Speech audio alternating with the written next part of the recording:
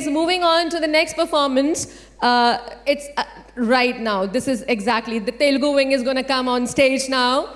So celebrating the rich folk heritage of Andhra Pradesh and Telangana, this vibrant Telugu Janapada dance brings alive the grace, traditions and joyful spirit of Telugu culture through music, costumes and expressive movements. Please welcome the Telugu wing.